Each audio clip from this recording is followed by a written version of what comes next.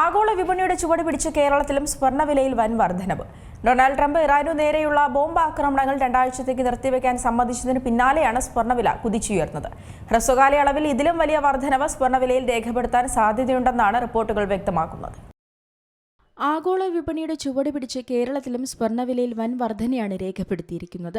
US president Donald Trump ഇറാനു നേരെയുള്ള ആക്രമണങ്ങൾ 2 ആഴ്ചത്തേക്ക് നിർത്തിവെച്ചതിന് പിന്നാലെയാണ് സ്വർണ്ണവില കഴിഞ്ഞ 3 ആഴ്ചത്തെ ഉയർന്ന നിലവാരത്തിലെത്തിയത്. അമേരിക്ക ഇറാൻ യുദ്ധം ലഘൂകരിക്കപ്പെട്ടതിനെ തുടർന്ന് എണ്ണവില കുത്തനെ ഇടിഞ്ഞതോടെയാണ് സ്വർണ്ണത്തിന് ശക്തമായ ഡിമാൻഡ് അനുഭവപ്പെട്ടത്.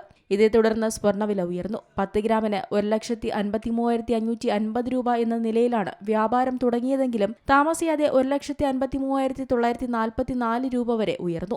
രാവിലത്തെ സെഷനിൽ മാത്രം ഏകദേശം 2.5% നേട്ടമാണ് സ്വർണ്ണവിലയിൽ രേഖപ്പെടുത്തിയത്. ക്രൂഡ് ഓയിൽ വില ഇന്ന് ഏകദേശം 15% ഇടിഞ്ഞ് $100 താഴെയെത്തി. ഇത് ഫോറക്സ് വിപണിയിൽ ലാഭമെടുപ്പിന് കാരണമാവുകയും ആളുകൾ US ഡോളർ നിക്ഷേപങ്ങൾ വിറ്റഴിക്കാൻ തുടങ്ങുകയും ചെയ്തു. ഇതോടെ ഡോളർ ഇൻഡെക്സ് 99 താഴേക്ക് പോയതാണ് സ്വർണ്ണത്തിന് അനുകൂലമായത്. എണ്ണവിലയിൽ ഉണ്ടാകുന്ന വർധന പണപ്പെരുപ്പത്തിന് ആക്കം കൂട്ടുകയും പലിശ നിരക്കുകളുടെ കാര്യത്തിൽ തീരുമാനമെടുക്കുന്നതിൽ കേന്ദ്ര ബാങ്കുകൾക്ക് പ്രതിസന്ധിയുണ്ടാക്കുകയും ചെയ്തേക്കാം.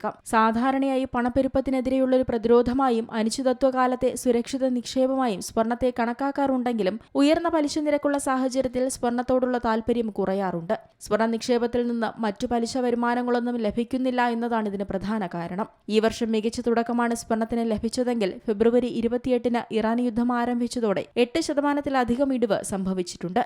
ആഗോള എണ്ണ വ്യാപാരത്തിലുണ്ടാകുന്ന ദീർഘകാല തടസ്സങ്ങൾ ഈ വർഷം അവസാനത്തോടെ US-ലെ പണപ്പെരുപ്പം 4%-ന് മുകളിലേക്ക് ഉയർത്താൻ സാധ്യതയുണ്ടെന്നാണ് റിപ്പോർട്ടുകൾ. ഹ്രസ്വകാലയളവിൽ ഇതിലും വലിയ വർധനവിനും സാധ്യതയുണ്ട്. അങ്ങനെ വന്നാൽ ഇത് സ്വർണ്ണവിലയിലും പ്രതിഫലിക്കും. സാഹചര്യങ്ങൾ പ്രതികൂലമാകുന്ന പക്ഷം സ്വർണ്ണവില 2026 അവസാനത്തിലേക്ക് എത്തുമ്പോൾ 2 ലക്ഷം രൂപ വരെ എത്താമെന്നാണ് സാമ്പത്തിക വിദഗ്ധർ പറയുന്നത്. Business desk, Zee Malayalam news. ഏറ്റവും പുതിയ വാർത്തകളും വിശേഷങ്ങളും വിരൽത്തുമ്പിലറിയാൻ സീ മലയാളം ന്യൂസ് എല്ലാ ഡിജിറ്റൽ പ്ലാറ്റ്ഫോമുകളിലും ലഭ്യം.